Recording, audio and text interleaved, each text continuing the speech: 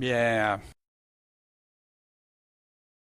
bonjour à tous ceux qui nous écoutent, qui viennent se joindre à nous pour ce partage que on a débuté depuis ce matin par les chants, l'adoration, les prières, requêtes et partages. Et soyez les bienvenus ceux qui se joignent à nous. Bien, aujourd'hui, on va voir le chapitre 6 de la lettre aux Corinthiens. Et nous allons continuer d'explorer ce que Paul nous a laissé comme enseignement. Et comme verset clé pour ce chapitre, car vous avez été achetés à un grand prix. Donc, glorifiez Dieu dans votre corps et dans votre esprit, qui appartiennent à Dieu. Et on va développer ça ensemble, bien sûr. Mais avant, qu'est-ce que Paul nous a enseigné? Qu'est-ce qu'on se rappelle du chapitre 4? Paul qui dénonce de ne pas avoir de relation avec les impudiques. Hein? Celui qui avait, même il prend un des pires cas dans l'Église, un qui avait la femme de son père, qui est en relation illicite. Paul précise que l'Église ne peut tolérer ses péchés au sein de l'Église. C'est au pluriel parce qu'il ne parlait pas juste de ça. Puis l'Église doit se distinguer dans le monde en vivant selon ce que Dieu demande, ce pourquoi Dieu a créé l'homme. L'Église est mise à part pour Dieu et ne doit pas être contaminée par ceux qui choisissent de ne pas se repentir de la mauvaise œuvre ou de leur péché. Le temple de Dieu, Paul nous parlait du temple de Dieu, ça ne peut pas être entaché ni être en scandale en occasion de chute. Quand Dieu vit en toi, tu ne peux plus vivre comme ça. Il a parlé aussi que l'Assemblée a le devoir de discipliner puis de s'en séparer exactement comme Jésus en parlait dans Matthieu 18 aussi qu'on avait regardé. Puis Paul qui parle de le livrer à Satan. Vaut mieux le livrer à Satan pour qu'en étant criblés, ces personnes-là en viennent à réaliser que c'est mal ce qu'ils font. Puis qu'ils s'en repentent, puis choisissent de suivre le chemin étroit. Puis de cette manière-là, sauver leur âme de la perdition. Parce que Paul ajoute aussi, par aucun adultère, aucun idolâtre impur, etc., ne pourra entrer dans le royaume de Dieu, dans cet état. La repentance est essentielle. C'est pour ça que c'est dangereux dans des églises qui parlent d'une repentance une seule fois. Non, c'est dès qu'on voit on a un péché, s'en détourner, l'abandonner. Si je retourne dans l'impudicité, je ne l'ai pas abandonné, j'y retourne.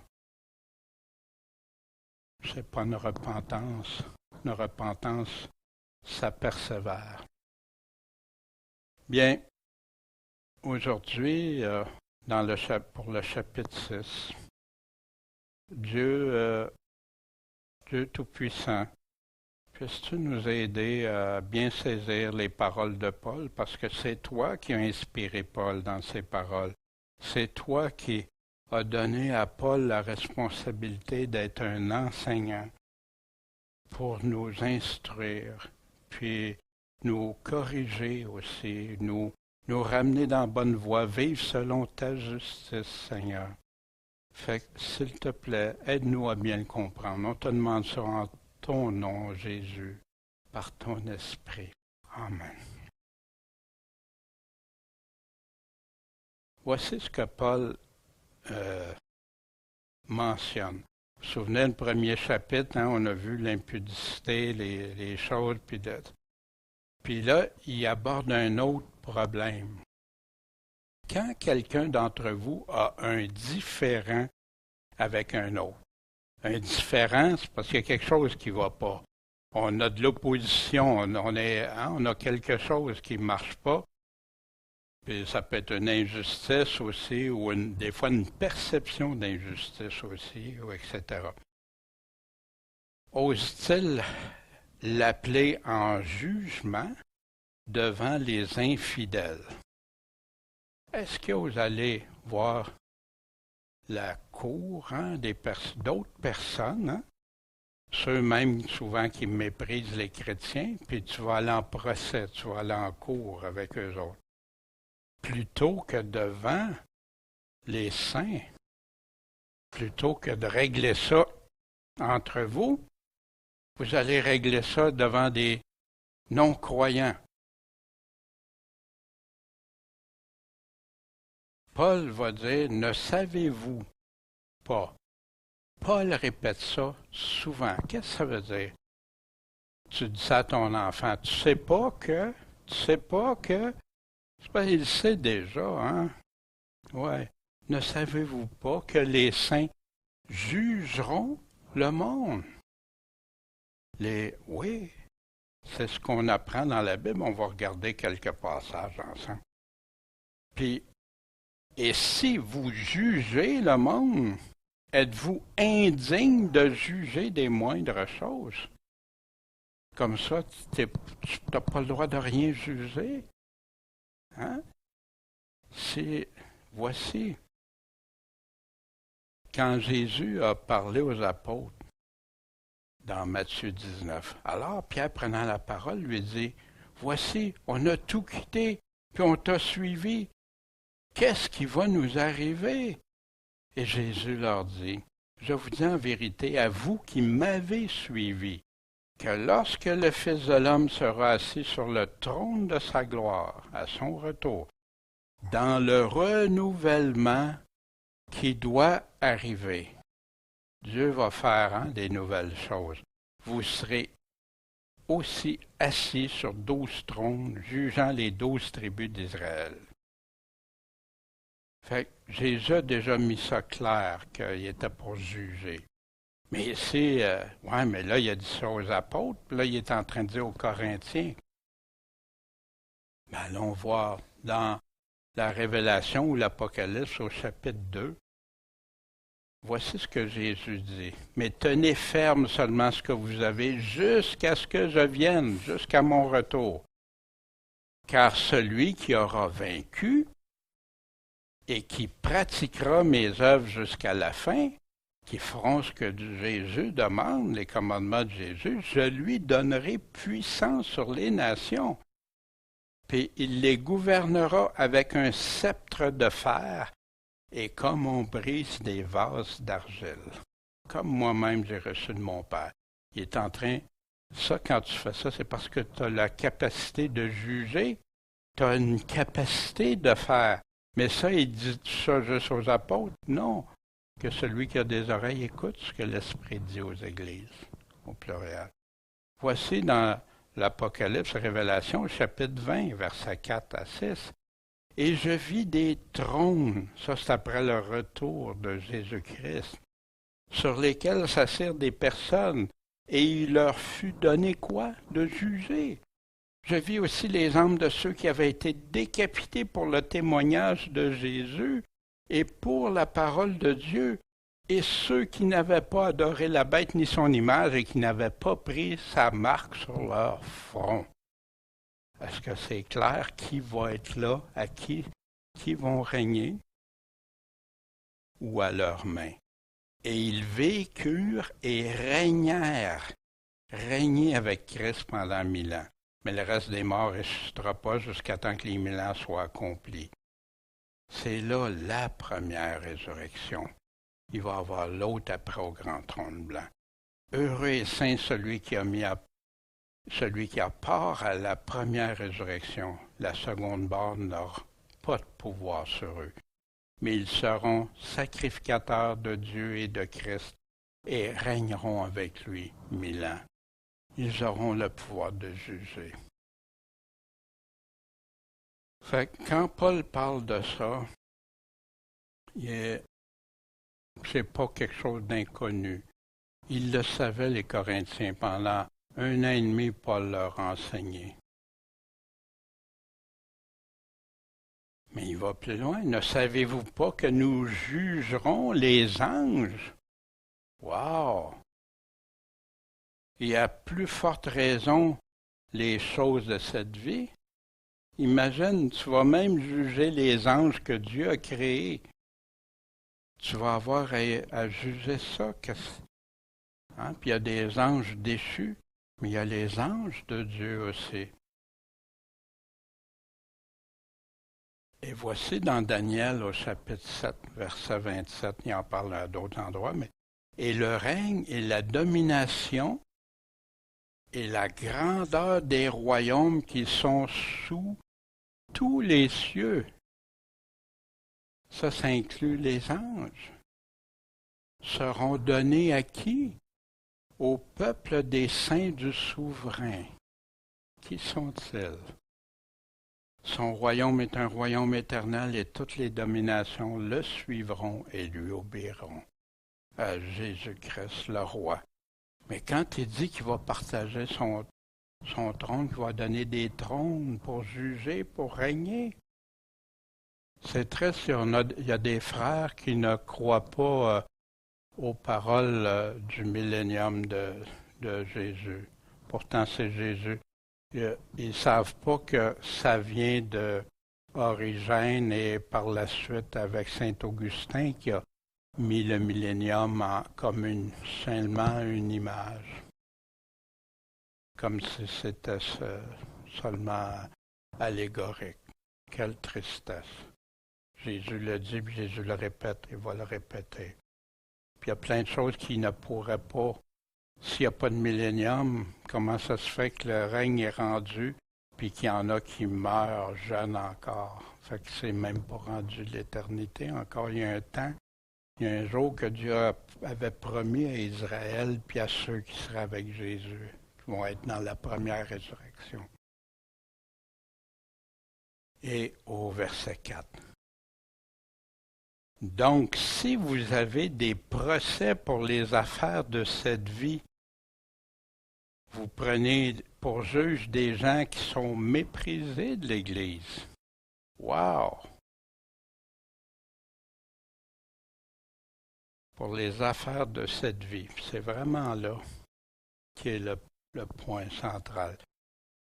Puis je le dis, comment? À votre honte. C'est honteux ce que vous faites là. N'y a-t-il donc pas de sages parmi vous? Pas même un seul qui puisse juger entre ses frères, qui puisse dire, ben, ça c'est correct, ça c'est pas correct. Mais un frère a un procès avec un autre, puis en plus, devant les infidèles, les non-croyants, les non-convertis. Fait qu'il y en a qui pensent que ben ça, d'avoir un procès, tu as le droit d'avoir des procès, mais juste dans l'Église, puis que c'est correct. Mais voici ce que Paul met clair. Déjà, c'est un défaut parmi vous. Un défaut, est-ce que c'est bien? Non. D'avoir des procès les uns avec les autres. Pourquoi ne souffrez-vous pas, n'endurez-vous pas plutôt qu'on vous fasse tort? Pourquoi endurez-vous pas plutôt du dommage? Oh, Paul, là, mes droits, qu'est-ce que tu fais de mes droits? Ma justice? Wow! Mais où est-ce que Paul va chercher ça? Puis ça vaut, c'est un point de chute pour beaucoup de chrétiens. Ça a été un point de chute pour beaucoup de chrétiens, ça. Ils sont restés attachés aux affaires de cette vie.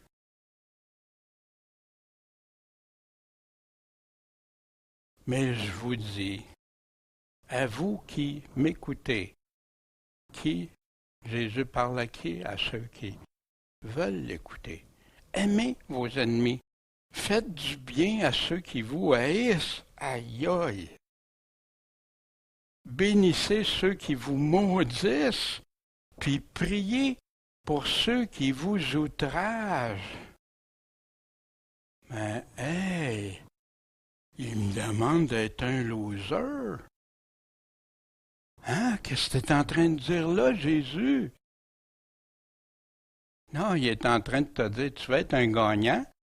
Tu vas être un gagnant selon Dieu.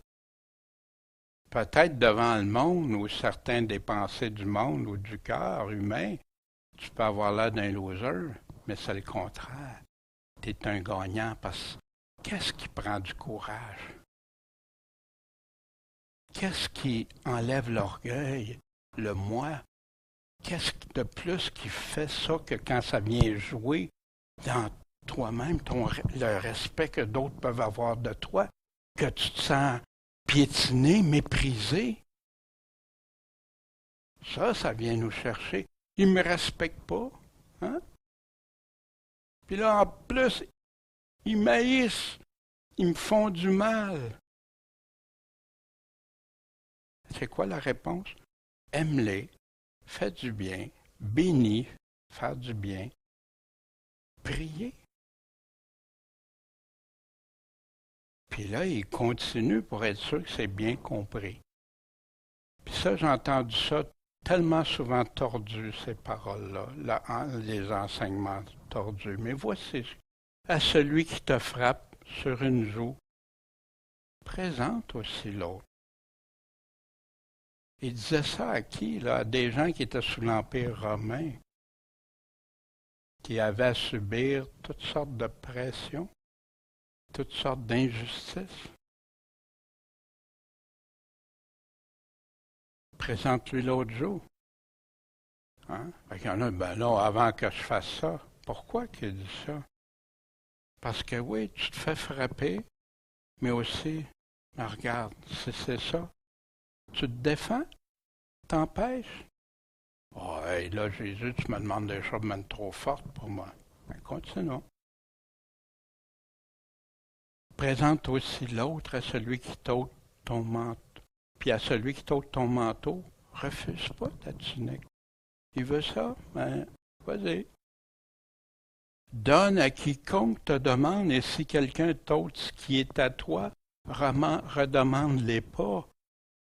Seigneur, tu veux que je devienne dépouillé de tout?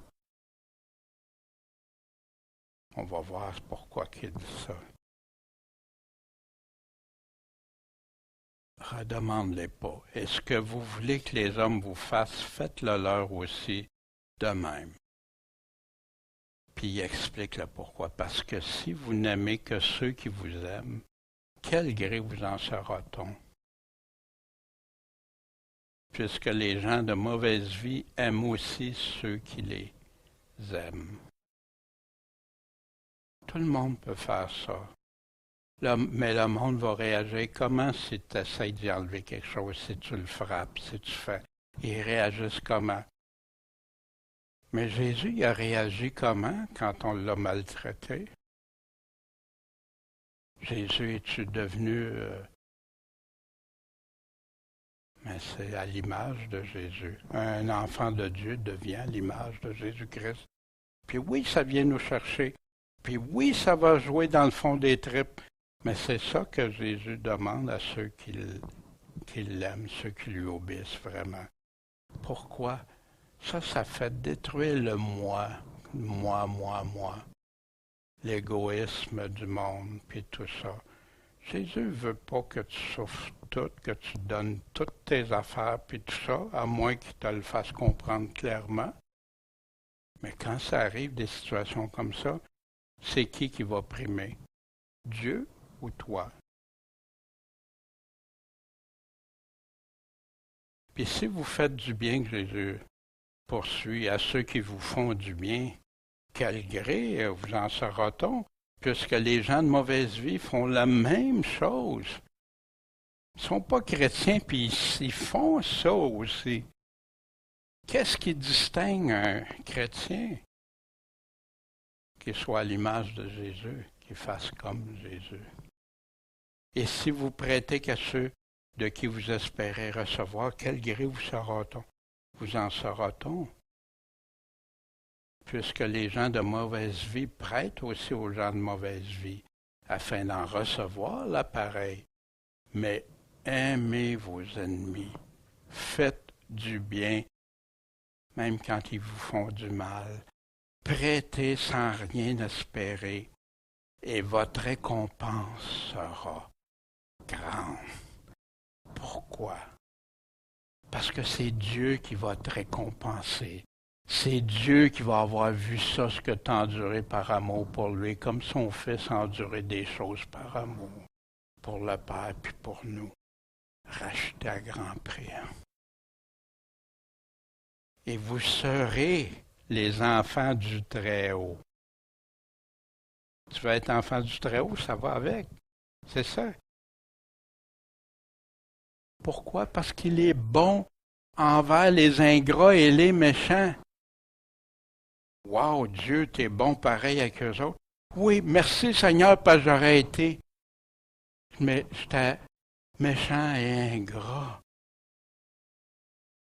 Puis à cause de toi, tu m'as pardonné de ça. Mais maintenant, tu me demandes de ne plus être méchant, puis de ne plus être ingrat, mais te rendre gloire, puis enlever la méchanceté de moi.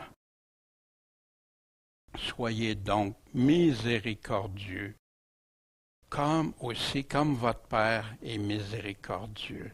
C'est ça l'amour. L'amour de Dieu, puis l'amour de son prochain. Dieu nous a aimés tellement. Vous vous souvenez de la parabole du roi à qui quelqu'un devait 10 000 talents, que c'est impossible de payer, puis qui a laissé sa dette qu'il ne pouvait jamais. Hein? Puis qu'après ça, il voit quelqu'un qui doit 100 piastres à peu près, hein? Puis qu'il saute à la gorge. Wow! Puis après, il dit, mais non, il va ramener-les, puis il va payer. Pourquoi? Parce que j'ai été miséricordieux envers toi, puis tu n'as pas été miséricordieux envers les autres. C'est facile, hein? Ça, c'est facile de tomber dans le piège de justement des jugements injustes, hein? Des jugements qui ne sont pas corrects. Parce que je suis mieux? Non. Je suis gracié. C'est une faveur que Dieu m'a faite. Paul va préciser aussi pourquoi qu'on va faire ça, tourner l'autre jour, puis tout ça. Bénissez ceux qui vous persécutent. Bénissez, maudissez pas. Réjouissez-vous avec ceux qui se réjouissent. Pleurez avec ceux qui pleurent. Ayez les mêmes sentiments entre vous.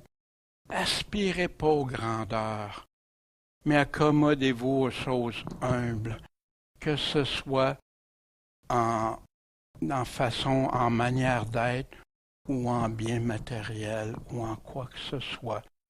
Cette vie présente, c'est pas là l'orgueil, ou tout ce qui représente l'orgueil de la vie. Ne soyez pas sages à vos propres yeux. Dieu est sage, Dieu a la sagesse, Dieu peut nous la donner, puis Dieu nous l'a dit comment, c'est quoi la sagesse de Dieu, qui commence par la crainte du Seigneur. Ne rendez à personne le mal pour le mal. C'est ça que Jésus est en train de dire. Hein? Tourne l'autre jour, puis tout ça. Rends pas le mal pour le mal. Attachez-vous à ce qui est bien devant tous les hommes. C'est bon, c'est correct. S'il peut se faire autant qu'il dépend de vous, ayez la paix avec tous les hommes. Autant que ça dépend de moi. Mais souvent, ça ne dépend pas de nous. C'est pour ça, des fois, qu'on a des ennemis, qu'on a des personnes. Puis même si on ne leur a rien fait, mais parce qu'on aime Jésus, parce qu'on veut suivre ce que Jésus. Même dans les églises, ils vont traiter des gens qui aiment Jésus de fanatiques, de légalistes parce qu'ils veulent obéir. Si vous m'aimez, vous obéissez à mes commandements. Ne vous vengez pas vous-même. Voici le point central, bien-aimé. Mais laissez faire quoi? La colère divine. Ça y appartient, ça. Lui, il voit tout ce qui se passe. Que je me fasse claquer sur une joue, puis l'autre, puis etc. Il voit tout ça. Il sait tout ça. On a des frères qui souffrent le martyre actuellement juste parce qu'ils aiment Jésus, qu'ils suivent Jésus. Puis ils ne se revengent pas. Car il est écrit, à moi la vengeance, c'est moi qui rétribuerai. Puis la vengeance, on connaît, la vengeance, c'est la justice. Puis Dieu, oui, quand Dieu va rétablir des choses, wow, il y en a qui vont avoir comme le riche et Lazare, hein? Tu as profité de ta vie pendant que Lazare souffrait. C'est Dieu qui va donner. Si donc ton ennemi a faim, donne-lui à manger. S'il a soif, donne-lui à boire. Car en faisant cela, tu vas lui amasser des charbons de feu sur la tête. Cette valeur pour lui, s'il ne se repent pas. Puis ne te laisse pas surmonter par le mal. Ça, c'est la clé. Mais surmonte le mal par le bien.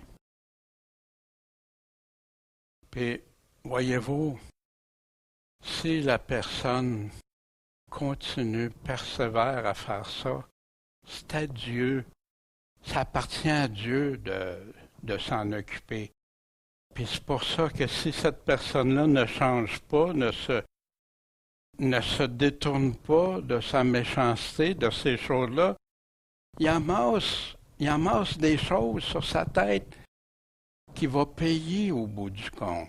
Ça lui appartient au Père, ça.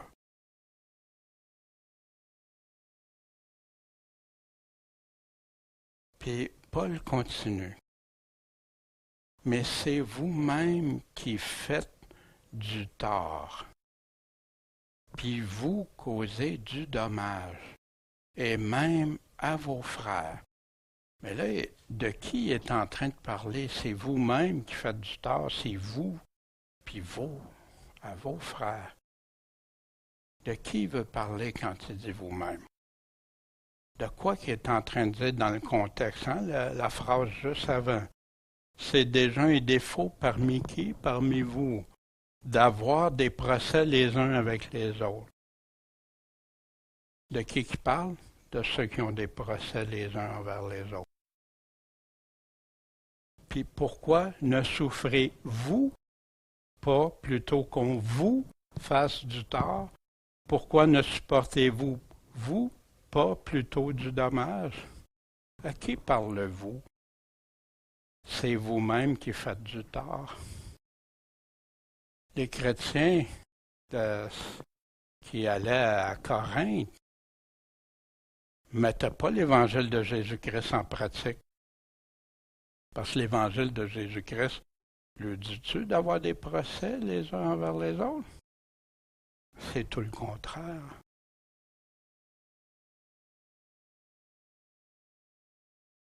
Puis il continue, ne savez-vous pas que les injustes n'hériteront pas le royaume de Dieu? C'est barré pour les injustes. Puis il va préciser, il va donner des précisions. Ne vous abusez pas, ne vous trompez pas vous-même, ne vous séduisez pas vous-même, ni les impurs, ni les idolâtres, ni les adultères, ni les efféminés, ni les infâmes, ni les larrons, ni les avares, ni les ivrognes, ni les médisants, ni les ravisseurs n'hériteront le royaume de Dieu. Trompez-vous pas. Pensez pas parce que vous dites que vous êtes chrétien que... Non. Vous devez prendre conscience de ça. Puis c'est intéressant ici parce qu'il va revenir sur l'impureté, puis Paul prépare le terrain aussi pour la continuité de son texte. Il avait parlé au verset 5 de l'impureté, puis là, il continue, il revient sur ça, il ramène, puis il va préparer le terrain pour après qu'on va voir le mariage, dans le chapitre 7, etc. Mais ici, ce qu'il y a d'intéressant, il y en a qui vont en procès avec les autres, puis même ils vont être des voleurs parce qu'ils vont voler un chrétien, un autre chrétien. Il y en a d'autres, c'est à cause de leur avare. Fait que celui, non, parce que je veux pas te céder ça, moi je garde ça. Le c'est en procès. Les ravisseurs, qui prennent ce qui leur appartient pas. et qui vont les choses. Fait ici, il nous dit, c'est clair, pas de royaume de Dieu pour eux. Je pense que ça vaut le temps. Ah, je suis pas d'accord avec ça, ça. OK, je suis pas d'accord avec moi. Fais juste lire ce que Paul est en train de dire. Ce que Paul, à qui Paul est en train de parler, puis le pourquoi. Dans Éphésiens, chapitre 5, soyez donc les imitateurs de Dieu, comme des enfants bien-aimés, marchez dans la charité, comme le Christ qui nous a aimés, qui s'est offert lui-même pour nous en sacrifice et en victime d'agréable odeur. Que ni la fornication, ni aucune impureté, ni l'avarice ne soient même nommés parmi vous. Ça a-tu de la place dans une église? Non, pas du tout. Comme il convient à des saints. C'est ça qui est correct pour les saints. Ni aucune parole déshonnête, ni bouffonnerie, plaisanterie, qui sont des choses malséantes, mais qu'on y entende plutôt quoi? Des actions de grâce. Hein? Entendre des actions de grâce? Oui. Entendre que quelqu'un a fait faveur à quelqu'un, que quelqu'un a fait quelque chose pour les autres.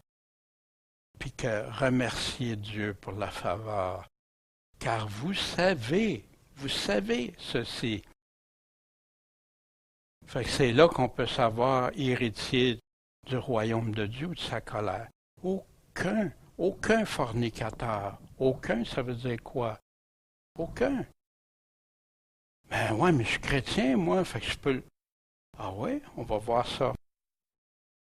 Ou impudique, ou avare, qui est un idolâtre, n'a part à l'héritage du royaume de Christ et de Dieu. Ça, c'est bien que ce soit du royaume de Christ et de Dieu, fait que ça met les choses, parce qu'il y en a qui jouent avec ça, les royaumes, des fois. Que personne ne vous séduise par de vains discours, parce que c'est à cause de ces choses que la colère de Dieu vient sur qui? Sur les enfants qui sont rebelles. Mais il vient de te dire pourquoi. Fait que, qu'est-ce que tu vas hériter, du royaume ou de sa colère? Selon le choix. Donc, n'ayez pas de part avec eux. Exactement ce que Paul dit aux Corinthiens, de faire une séparation, car vous étiez autrefois ténèbres, mais maintenant vous êtes quoi? Lumière dans le Seigneur. Marchez comme des enfants de lumière. Si c'est vrai que tu es dans la lumière, parce que le fruit de l'esprit consiste en toutes sortes de quoi? De bonté, de justice et de vérité. En passant, est-ce qu'on retrouve ça dans des procès? Examinez ce qui est agréable au Seigneur. Prenez aucune part aux œuvres infructueuses des ténèbres, mais bien plutôt condamnez-les, dénoncez-les, parce qu'il est même honteux de dire ce qu'ils font en secret. Mais tout ce qui est condamné est manifesté par la lumière. Tout ce qui va être condamné, tout ce qui est manifesté devient lumière. Quand tu dévoiles ces œuvres de ténèbres-là, regardons ça. C'est pour ça que des prédicateurs, des enseignants doivent, quand la parole dénonce des choses, pas dénoncer ce que moi j'aimerais, dénonce ce que Dieu dit que c'est pas correct, que c'est ténèbres, ça, que c'est des fruits de ténèbres. Car tout ce qui est manifesté devient lumière. C'est comme ça que les gens peuvent dire, oh, wow, je me suis fait avoir, ou ça, c'est pas correct de faire part avec ça. C'est pour cela qu'il est écrit, réveille-toi, toi qui dors. Relève-toi d'entre les morts, morts spirituellement, et Christ t'éclairera. Donc, prenez garde à vous conduire avec circonspection, non comme des insensés, comme les vierges insensées, mais comme des personnes sages. Rachetez le temps. Reviens, ramène tout ce que tu peux de marcher correctement, parce que les jours sont mauvais.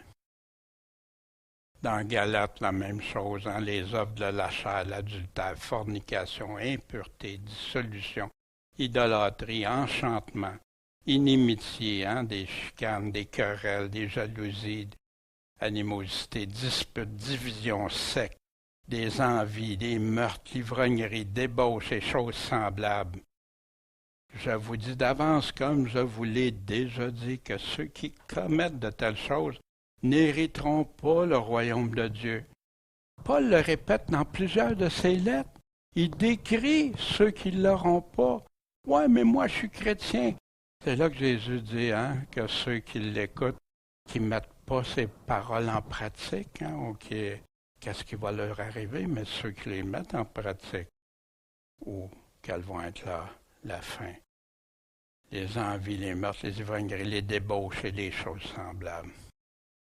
Ils n'hériteront pas. Mais, le contraire, le fruit de l'esprit, c'est quoi? La charité, la joie, la paix, la patience, la persévérance, la bonté, l'amour du bien. Mais il y en a qui pensent l'amour du bien, mais juste pour eux autres. Non, l'amour de ce qui est bien. La fidélité, la douceur, la tempérance. Ça, c'est le fruit de l'esprit d'un enfant de Dieu. Or, c'est là ce qu'étaient quelques-uns d'entre vous. Remarquez le mot « était » au passé. Mais vous avez été lavés, vous avez été sanctifiés, mis à part, mais vous avez été justifiés. En quel nom? Au nom du Seigneur Jésus. Puis comment? Par l'Esprit de notre Dieu. Quand tu te convertis, tu te repens, tu connais cette nouvelle naissance, puis l'Esprit de Dieu vient habiter en toi. Mais remarquez le mot « était ». Parce que si tu t'es vraiment repenti, tu ne seras plus. Tu vas vouloir marcher. Dieu t'a pardonné. Quelle grâce! Les 10 000 talents qui sont... La dette est partie. Toutes choses me sont permises. Oh, ça, c'est un passage découpé de son contexte si fréquemment. Toutes choses me sont permises. Ben, Paul, tout ce que tu as dit avant, pas important, ça n'a plus d'importance si je le prends comme ça. Toutes choses me sont permises, mais toutes ne sont pas profitables. Toutes choses me sont permises, mais je me rendrai esclave d'aucune. OK, tout m'est permis. Maintenant, est-ce que Dieu permet plein de choses dans le monde? Est-ce que Dieu permet à plein de personnes de choisir entre le bien et entre le mal, de faire des choses, Ben oui, on a des preuves à tous les jours aux nouvelles. Mais toi, tu vas te rendre esclave d'aucune. Je peux partir d'ici, moi, puis décider d'aller chez quelqu'un qui a beaucoup d'argent, Je vais aller chercher ça. Permis. Peut-être pas par la loi, peut-être pas par Dieu, mais c'est permis, je peux le faire. Si je ne me fais pas prendre, Voyez-vous la pensée en arrière que des gens vont y avoir. Fait que c'est permis de pécher. Ah oui, on va voir ce que Paul dit. Puis là, Paul continue son idée. Les aliments sont pour le ventre, puis le ventre pour les aliments. En passant, il prépare le terrain, on va voir ça plus tard, il va y revenir à ça. Mais Dieu détruira et ceux-ci et ceux-là. Dieu est souverain. Dieu va, à la fin, c'est Dieu. Et le corps n'est pas pour l'impudicité, mais pour le Seigneur. Voyez-vous, toutes choses me sont permises, mais ça, non, c'est pour le... Qu'est-ce qu'il est en train de dire? Mon corps, c'est pas fait pour vivre dans l'impudicité, mais de vivre pour le Seigneur. Et le Seigneur pour le corps. Fait, je peux marcher comme ça dans l'impudicité, dans l'impureté? Mais non. Si tu fais attention aux paroles de Paul, tu vas voir que toutes choses me sont permises et vraiment sorti de son contexte pour justifier des gens de vivre dans le péché. Or, Dieu a ressuscité le Seigneur, le corps qui est pour le Seigneur aussi, et il nous ressuscitera aussi par sa puissance. Puis ça, on va voir ça au chapitre 15, le chapitre de la résurrection. Puis il ne faut pas manquer ça parce que c'est vraiment un bon enseignement sur la résurrection. Ne savez-vous pas encore que vos corps sont les membres de Christ? Nos corps, on fait partie de Christ. Paul prend l'image du corps, les membres, puis même plus loin, la main, les pieds, puis ça. Prendrais-je donc, parce que en sachant que nos corps sont les membres de Christ, est-ce que je vais prendre les membres de Christ pour en faire les membres d'une prostituée? Je peux-tu faire ça? Toutes choses me sont permises? Mais non. Nullement. Non, non et non. Voyez-vous, toutes choses me sont permises, mais toutes ne sont pas profitables. Toutes choses, mais je ne me rendrai esclave d'aucune. Ouais, si tu veux vraiment le faire, tu peux le faire. Mais tu vas avoir des conséquences, ça ne sera pas utile pour le royaume de Dieu. Loin d'être là. Ne savez-vous pas encore? Mais coudonc, Paul, il leur a enseigné beaucoup de choses qu'ils savent, mais il leur rappelle. Puis c'est bon avec une question pourquoi, ça, au lieu d'être sa défensive, ça t'emmène à réfléchir. Ne savez-vous pas que celui qui s'unit à la prostituée est un même corps avec elle? Pourquoi? Parce qu'il est dit, les deux deviendront quoi? Une seule chair. Cette même image encore. Wow! Fait que je prendrais avec qui je m'unis, avec quoi? Fait que si je vis dans l'impudicité, dans le péché, dans les affaires, qu'est-ce que je suis?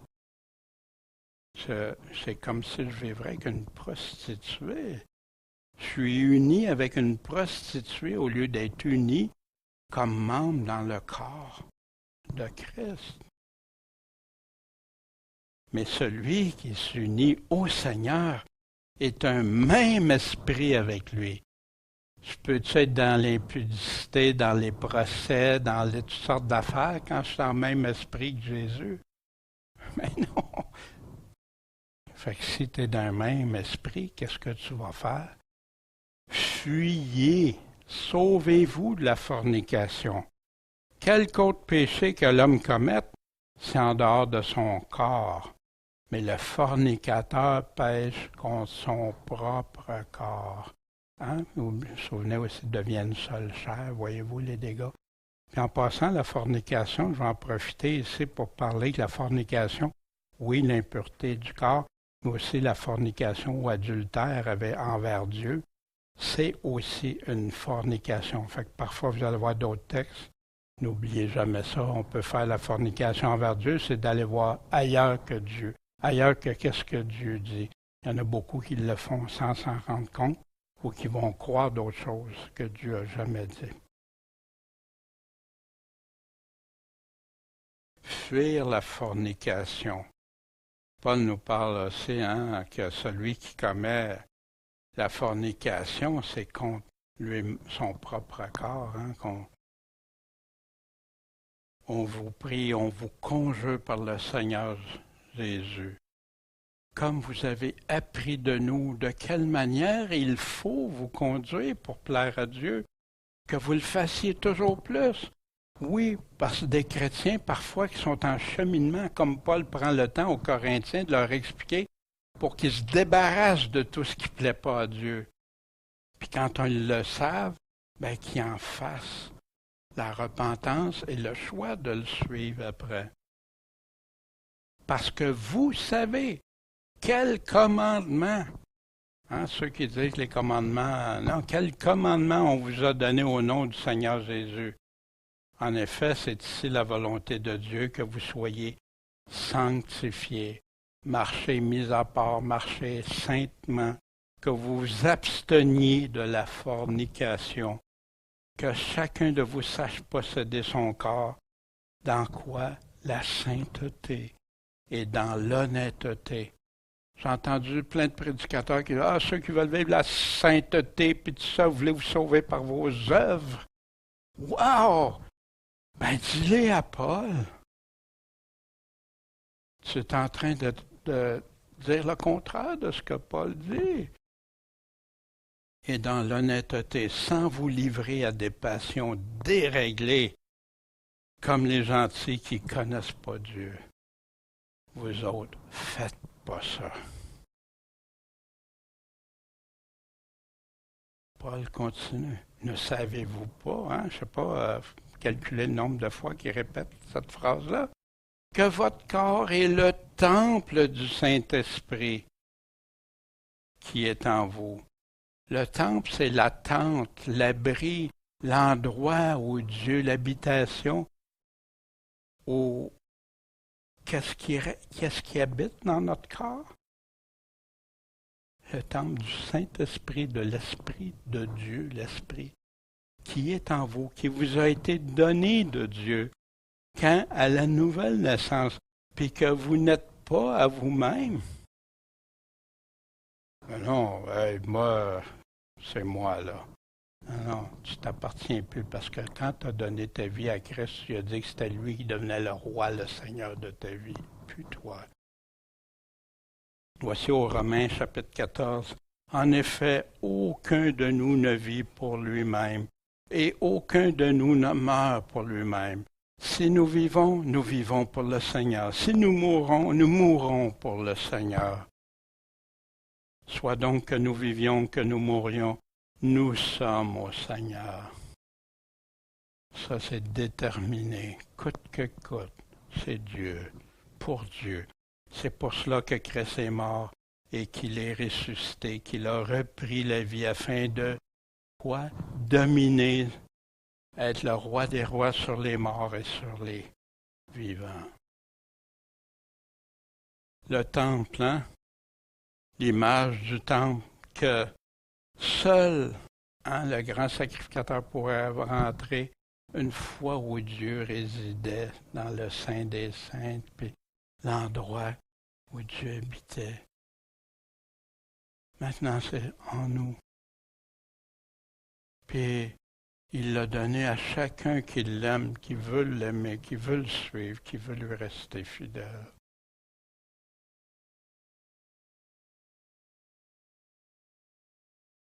Puis là, Paul va donner un argument de poids qu'on avait dans le verset clé. Car vous avez été achetés.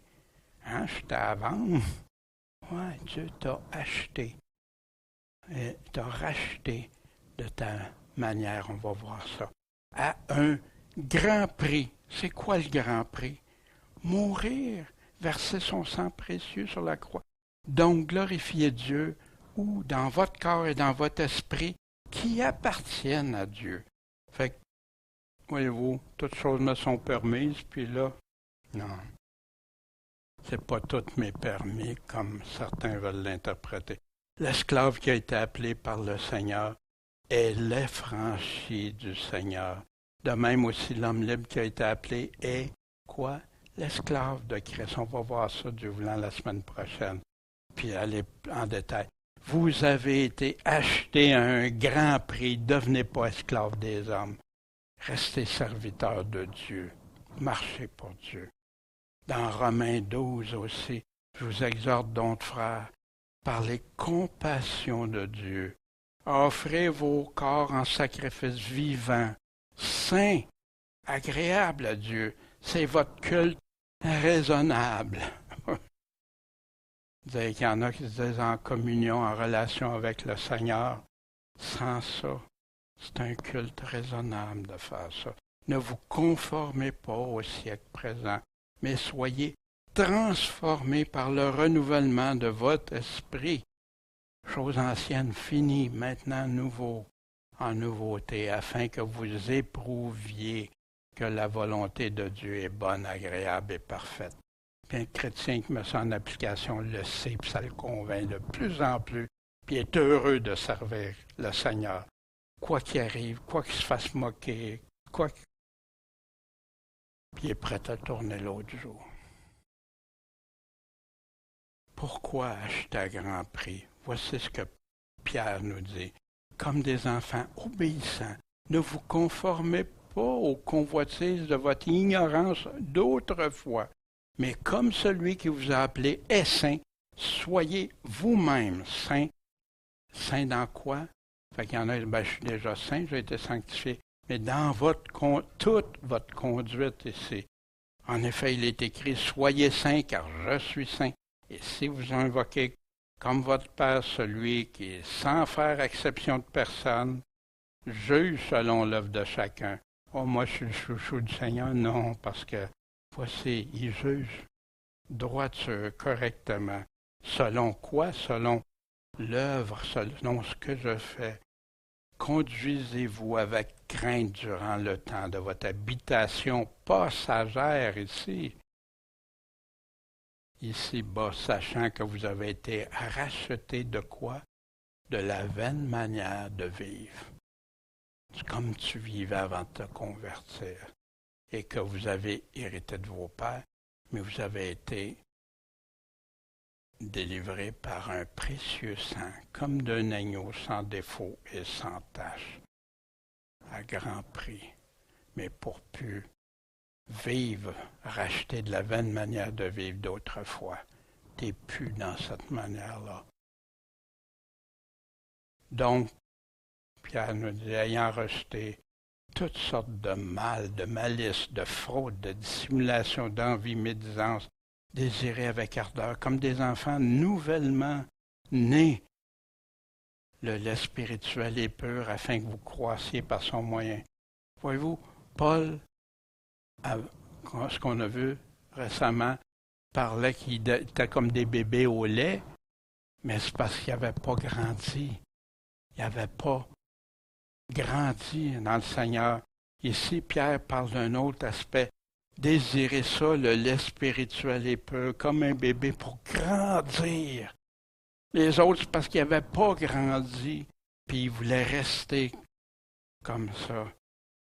Puisque vous avez goûté que le Seigneur est bon, en vous approchant de lui, puis là, il parle de la pierre vivante, rejetée. Mais vous êtes édifiés pour être une maison spirituelle, une sacrificature sainte, afin d'offrir des sacrifices spirituels agréables à Dieu. Comment? Par Jésus-Christ. Comment tu peux offrir des sacrifices spirituels agréables à Dieu en étant dans l'impudicité, dans l'impureté, dans les troubles que Paul dénonce dans cette église-là? Puis là, il parle de la pierre d'achoppement qui est devenue scandale. Puis ceux qui désobéissent à la parole, qui se heurtent contre elle. Mais vous, vous êtes la race élue, la sacrificature royale, la nation sainte, le peuple acquis, pour annoncer les vertus de celui qui vous a appelé des ténèbres à sa merveilleuse lumière. Vous, autrefois, vous n'étiez pas un peuple, mais qui êtes maintenant le peuple de Dieu. Quelle faveur on a reçue, quelle grâce! Vous n'aviez pas obtenu miséricorde, mais maintenant vous l'avez obtenu, sa miséricorde. Je vous exhorte, comme des étrangers voyageurs pendant qu'on est ici, à vous abstenir des convoitises charnelles qui font la guerre à l'âme. Et comment? En ayant une conduite honnête parmi les gentils, au lieu qu'ils médisent de nous comme si on était des voleurs, des malfaux, ceux qui font le mal, ils glorifient Dieu au jour de la visitation, en voyant quoi? Nos bonnes œuvres, les œuvres faites selon Dieu, l'amour de Dieu, l'amour du prochain. Paul aussi, acheté à grand prix, en parle quand dans Acte 20, il parle à l'Église, au pasteur de l'Église d'Éphèse. Je vous ai annoncé tout le dessein de Dieu, sans rien cacher. Donc, prenez garde à vous-même, à tout le troupeau sur lequel le Saint-Esprit vous a établi évêque, pour paître l'Église de Dieu qu'il a acquise par son propre sang. Pour ça qu'elle est si précieuse. Ses membres sont importants. Mais je sais qu'après mon départ, il va s'introduire parmi vous des loups ravissants qui ne vont pas épargner le troupeau.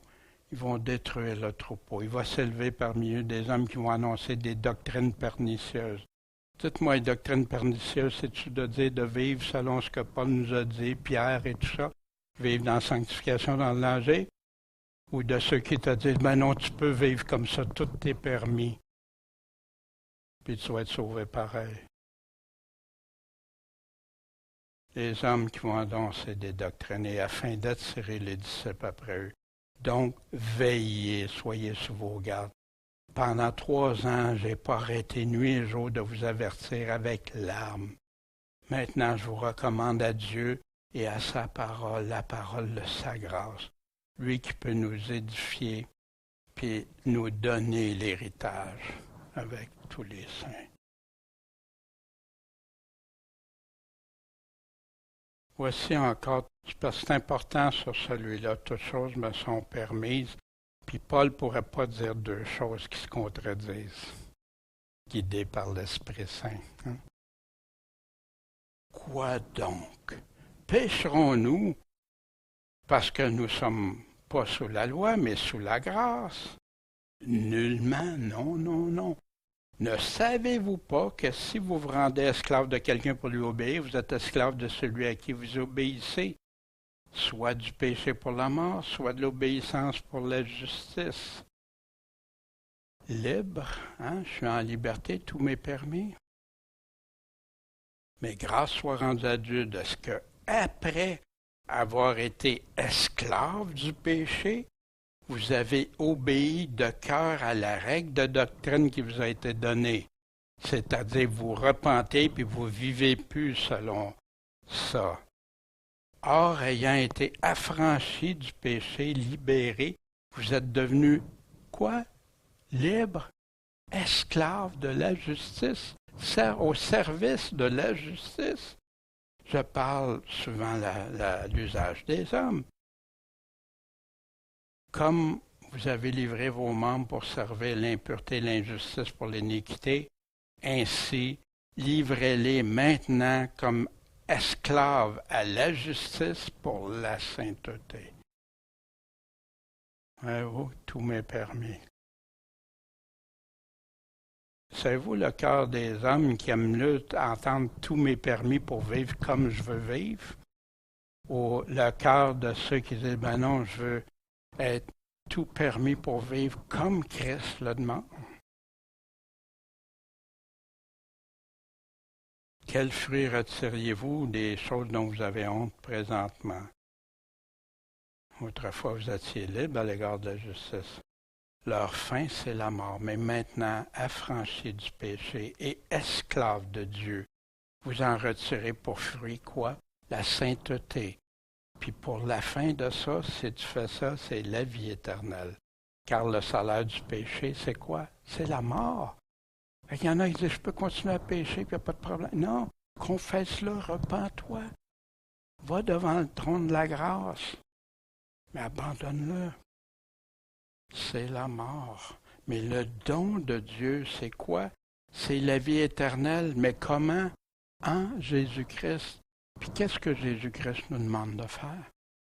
Tout est là. Le temple du Saint-Esprit. Mettez-vous pas sur le même jour. Paul a répété, restez, ça c'est aux Corinthiens qu'on va voir.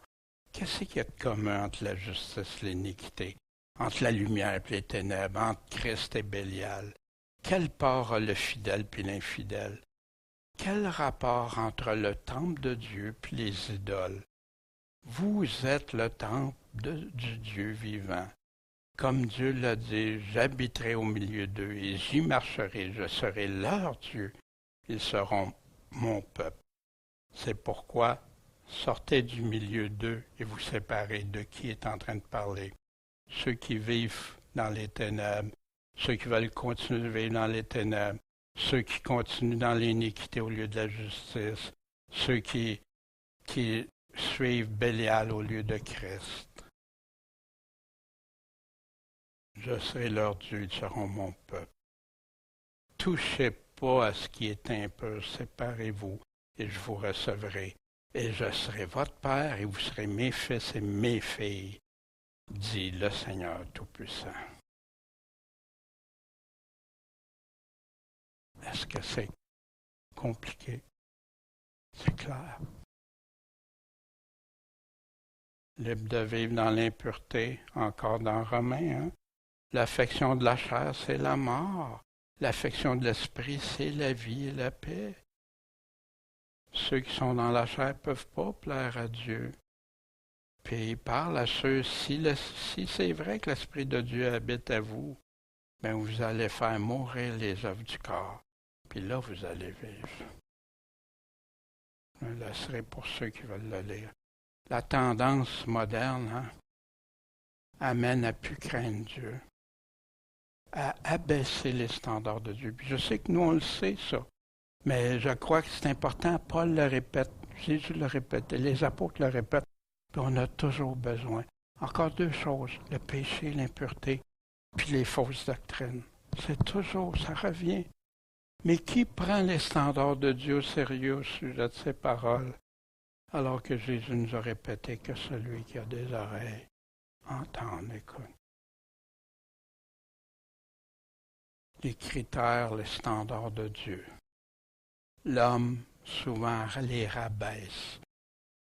Là, il y en a qui disent, bon, on est plus près, là, c'est pas pire, je vais être correct, ou je suis presque arrivé. Mais qui a le droit de baisser les standards de Dieu? Ça appartient à Dieu. On va être redevable à qui? Les standards de l'homme peuvent varier, mais pas ceux de Dieu. Le Dieu qui est toujours le même. Qu'est-ce qu'on retient de ces enseignements? L'Évangile de Jésus-Christ n'a jamais enseigné d'engager des procès pour le tort qu'on subit dans cette vie. Au contraire, lui-même en exemple a tout abandonné par amour, puis s'en remettait totalement au Père céleste pour la justice, pour obtenir sa justice. Puisqu'on a été racheté par le précieux sang de Jésus-Christ, nos corps appartiennent à Dieu, aussi bien que nos âmes. Puis on ne nous appartient plus, mais on doit glorifier Dieu justement par notre corps et notre esprit, puis en esprit et en vérité. Ceux qui se convertissent ont renoncé à vivre dans l'injustice. Dieu les a retirés en les nettoyant de leurs péchés par le sang de Jésus-Christ, puis par la grâce de l'Esprit Saint qui leur a été accordé. Ils ne vivent plus dans les souillures, mais s'en purifient et se sanctifient. Ceux qui commettent l'impureté se sont séparés eux-mêmes de la communion, l'union, unis à ou la relation de Jésus-Christ. Et ça fait qu'ils ne peuvent plus faire partie de ses membres. Parce que quand tu es uni à un ou à l'autre. Paul est clair quand il prend même l'image d'une prostituée, une seule chair. Puis avec Jésus, un seul esprit. À moins de repentance, ça ne passera pas pour le royaume. Les impurs font un grand outrage à notre Sauveur en déshonorant leur propre corps qui doit être le temple du Saint-Esprit. Ils se séparent eux-mêmes. Paul confirme encore et toujours que les chrétiens doivent se détourner de l'impureté puis avoir ce péché en horreur tout comme les autres, puis à vivre une vie pure et sainte. Puis ça, c'est dans le Nouveau Testament, clair et net. Bon Père Céleste, merci de ta parole. Merci des paroles que tu as inspirées à Paul, Seigneur. On a été rachetés à un grand prix. Puis pour se sortir de cette vie que tu as en horreur, notre ancienne vie, Seigneur, puis maintenant vivre selon toi. Aide-nous, Seigneur. Je te prie pour tous ceux qui nous écoutent puis qui luttent avec des choses, qu'ils deviennent vainqueurs en toi, premièrement en réalisant l'offense que ça te fait, en voulant de tout leur cœur se détourner, puis on sait que tu vas aider quand on te demande, quand on cherche, mais quand on prend des décision d'être un ferme soldat pour toi, Seigneur. Encourage-les, rends-les vainqueurs plus forts, puis qu'un jour on soit tous en train de partager comme dans les champs, Seigneur, quand on va te voir un jour. Seigneur, on t'appartient, notre corps et notre esprit t'appartient. Merci, Seigneur. Et maintenant, on est tes enfants, on veut vivre ce pourquoi tu nous as créés, Seigneur. En ton saint nom, Jésus-Christ, Maître et Sauveur. Amen.